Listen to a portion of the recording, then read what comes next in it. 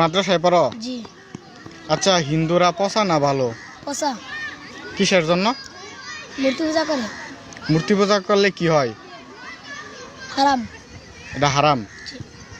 আচ্ছা আচ্ছা, এই জন্য হারাম কাজ যারা করে ওরা পচা। জি। এটা মানে কি তুমি শিখছো এটা? জি। আচ্ছা আচ্ছা, তুমি কোথা থেকে শিখছো এটা? মাদ্রাসা থেকে।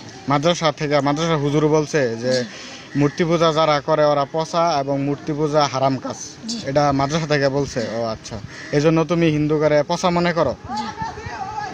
আচ্ছা, মাদ্রাসা থেকে আর কি শিখছো? জিহাদের কথা। জিহাদের কথা? জি। জিহাদ কি? অমুসলিমের সাথে যুদ্ধ করা। অমুসলিমের সাথে যুদ্ধ করা। জি। আচ্ছা আচ্ছা, এটাও তোমার মাদ্রাসা থেকেই হুজুর বলছে, শিখাইছে? জিহাদ কবে করবা?